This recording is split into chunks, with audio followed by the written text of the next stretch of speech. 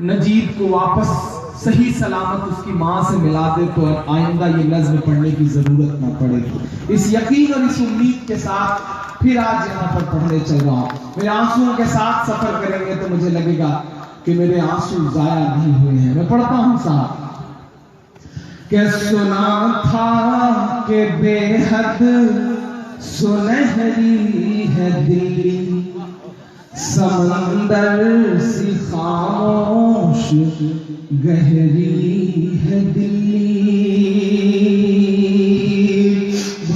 बहुत रोया था मैं उस माँ से मिलकर के।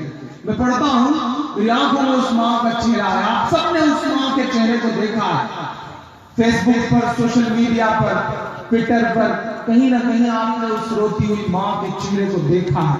उसे जहन में रखिएगा और उसकी तरफ से एक नज्म सुनिएगा।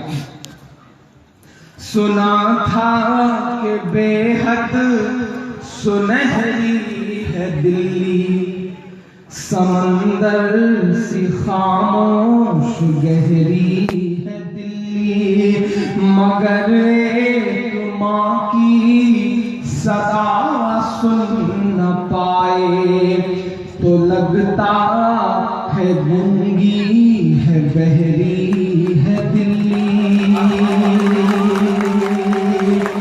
बंगाल वालों, बहुत जिम्मेदारियां हैं आप पर। आप और बिहार दो सूबे ही ऐसे बचे हैं जो नफरतों की नाक में नकेल डालने की हिम्मत रखते हैं। हम जिस सूबे से आ रहे हैं हम तो बिखर गए।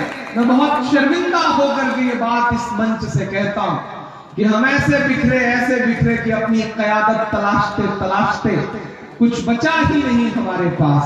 हम बहुत शर्मिंदा होकर के ये बात आपसे कह रहे हैं कि आप समझदारी दिखाइए, हिकमत का इस्तेमाल करिएगा, वरना आपको भी बरगलाया जाएगा, आपको भी बांटने की कोशिशें की जाएंगी।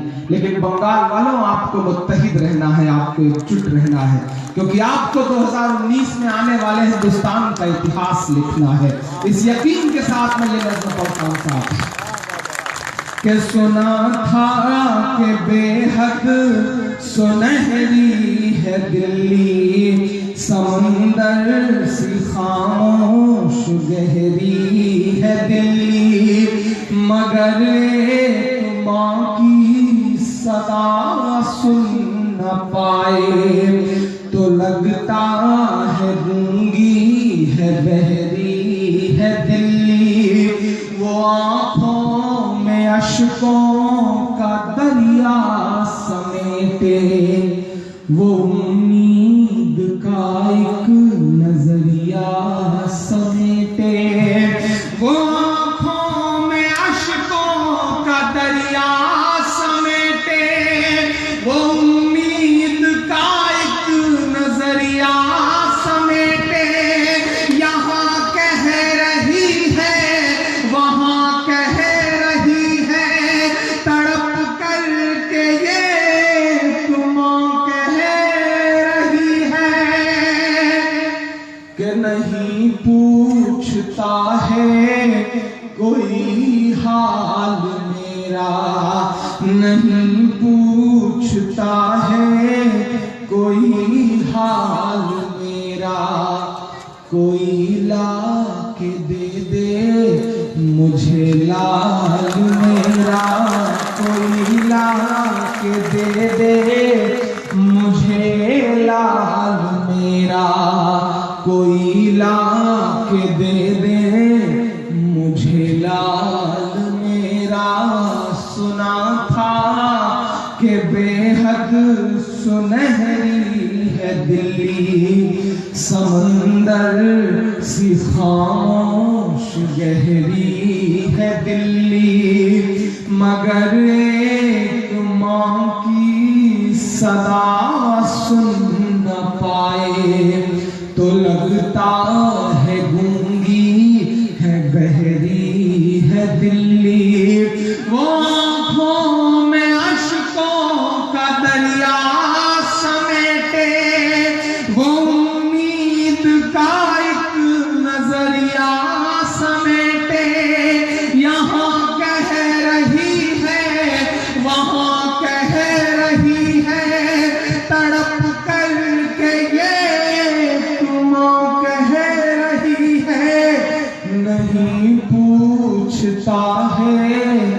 कोई हाल मेरा कोई ला के दे मुझे लाल मेरा। पहला बंद पढ़ता हूँ इस नज़्म का साहब। वो माँ जो रो रो करके ये कह रही है कि उसे लेके वापस चली जाऊंगी मैं, पलट कर कभी फिर नहीं आऊंगी मैं।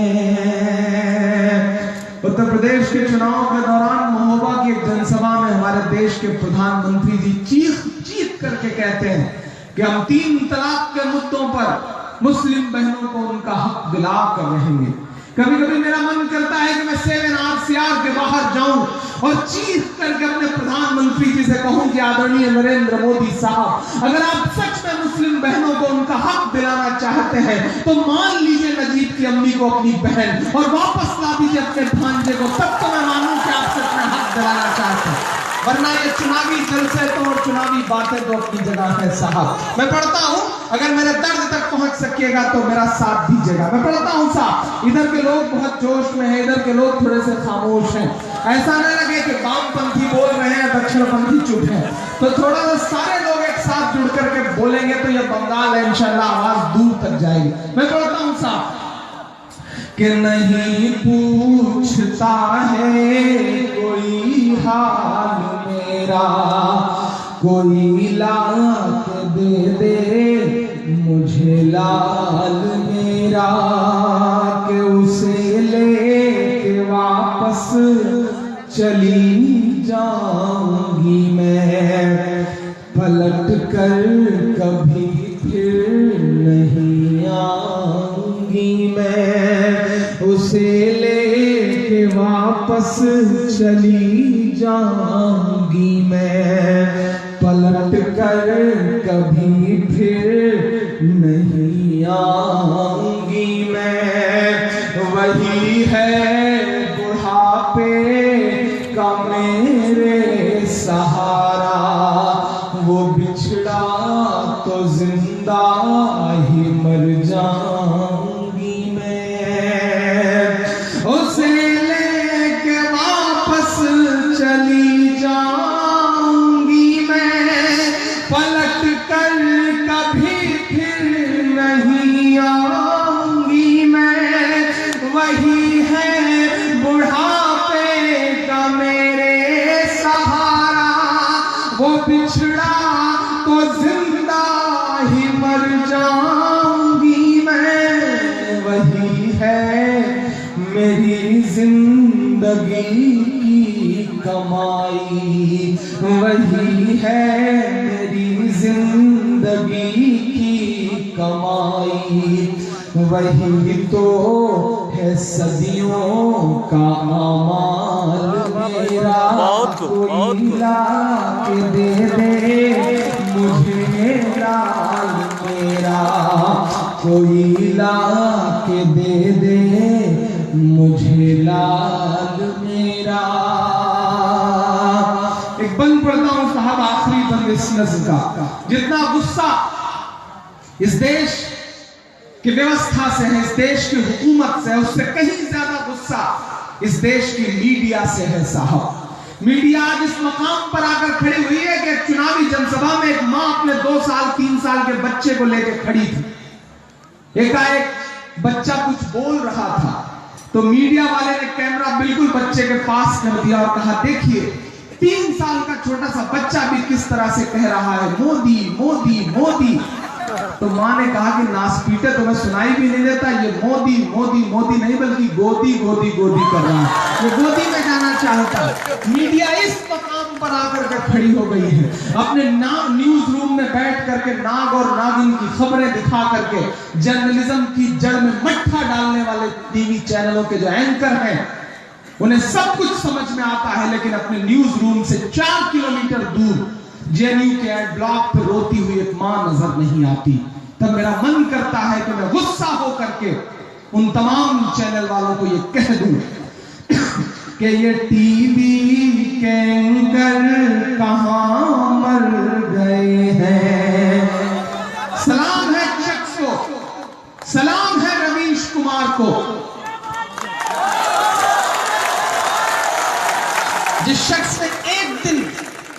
नजीब की मां पर प्राइम टाइम करके ये बताया कि नहीं, पत्रकारिता में मां के आंसुओं को भी जगह दी जाती है, वरना हालात ये आ गए हैं कि भुखमरी और गरीबी की भी खबरें ये मीडिया तब तक नहीं दिखाता जब तक उसे कोई स्पॉन्सर न मिल जाए। जर्नलिज्म यहां आकर के खड़ा हो गया है। मैं ये जो दूसरा मिसरा जो आने जा रहा है बहुत कड़वा है।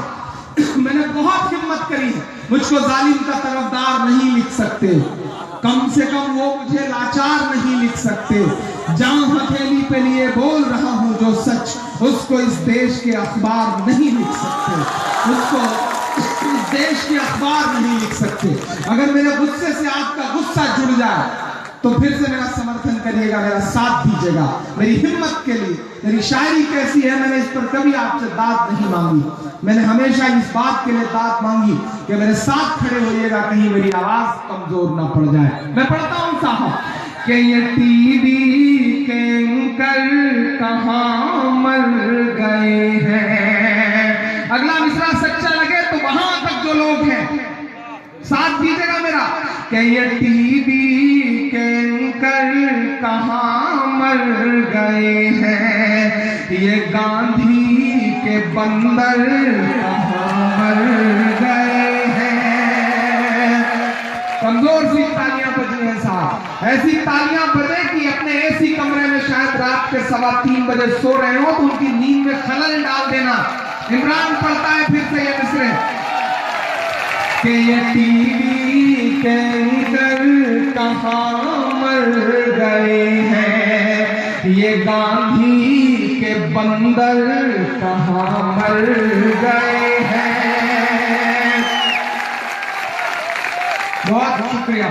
ये टीवी के एंकर कहां मर गए हैं, ये गांधी के बंदर कहां मर गए हैं। मेरी चीख और मेरी फरियाद कहना, ये मोदी से एक मां की रुदाद कहना।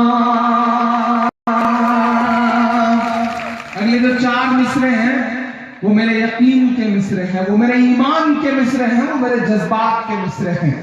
दुआ करिएगा और अल्लाह ने चाहा तो इंशाअल्लाह आज नहीं कल ये मिसरे सच्चे साबित होंगे। मैं पढ़ता हूं साहब, मेरी चीख और मेरी फरियाद कहना, ये साहिब से एक मां की रुदाद कहना।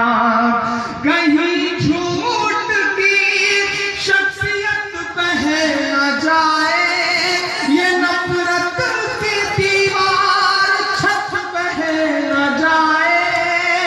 पूरी दुनिया में मैंने ये नज़्म पढ़ी है तो ये 4 मिसरों पे हंगामा हुआ है, लेकिन आज मैं जानता हूं कि बंगाल में सबसे ज्यादा दुआएं मिलेंगी, सबसे ज्यादा साथ मिलेगा। मैं पढ़ता हूं साहब कि मैं ये कहीं झूठ की शख्सियत बह न जाए, ये नफरत की दीवार छत बह न जाए। है एक मां के अश्कों का सैलाब साहिब, है एक मां के अश्कों का सैलाब साहिब, कहीं आपकी सल्तनत बह न जाए।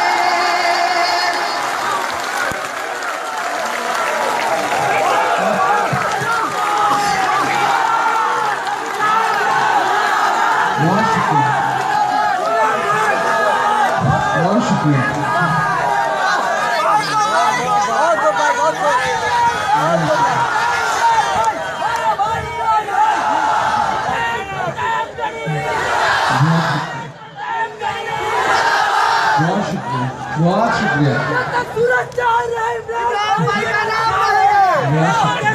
शुक्रिया, बहुत शुक्रिया, बहुत शुक्रिया। कहीं झूठ की शख्सियत बह न जाए, ये नफरत की दीवार छत बह न जाए। है एक मां के अश्कों का सैलाब साहिब, कहीं आपकी सल्तनत बह न जाए।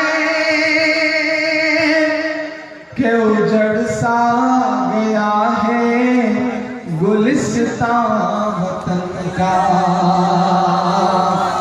जुल्म इससे पहले भी था, ज्यादती इससे पहले भी थी, लेकिन ये जो नंगई सड़कों पर उतर आई है ना, इसके लिए लड़ना पड़ेगा।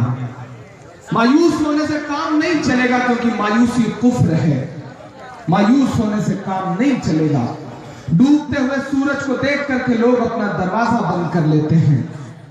मायूसी से काम नहीं चलेगा, लड़ना पड़ेगा, मतलब जवाब देना पड़ेगा इन चीजों पर, हिकमत के साथ, मोहब्बत के साथ, पढ़ाई लिखाई के साथ, तालीम के साथ। मैं पढ़ता हूं साहब और आपसे दुआएं मांगता हूं। मैं बहुत छोटा सा आपको एक बहुत छोटा सा एग्जाम्पल देता हूं। हमारे यहाँ हुकूमत बदली, निजाम बदल गया, जितने मिनिस्टर थे लाल बत्तियों से पैदल हो गए, लेकिन एक IPS DGP बन के बैठा हुआ था जावेद अहमद के नाम से, आज तक बैठा हुआ है। निजाम बदलेगा तो क्या करेंगे? आप DGP से हटा करके DG होमगार्ड बना देंगे, DG कुछ और बना देंगे, लेकिन DG से तो नीचे नहीं कर देंगे ना। आप सोचिए, मिनिस्टर और विधायक और सांसद चुनने से कहीं बेहतर है कि अपने समाज में से 10-20 IAS IPS पैदा कर लीजिए। हुकूमत बदलेगी, निजाम बदलेगा, लेकिन वो जहां है वहां से बहुत करेंगे, जिले से हटा कर सचिवालय में रख देंगे, लेकिन कहीं ना कहीं तो वो रहेंगे तो इंशाअल्लाह आपका काम करेंगे, आपके साथ जुल्म तो नहीं होने देंगे। बस इतनी सी बात है कि उजड़ सा गया है गुलिस्तान।